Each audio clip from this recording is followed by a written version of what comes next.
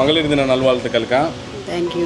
இது 3 இயர்ஸாக நாங்கள் வச்சுக்கிறோம். இப்போ ரெஸ்பெக்ட் கொடுக்கறது இப்போ இருக்கிற பசங்களுக்கு நம்ம தான் கற்றுக் கொடுக்கணும். எனக்கு 2 பொண்ணு இருக்குது. அந்த பெற்று கொடுத்தது இவங்க தானே.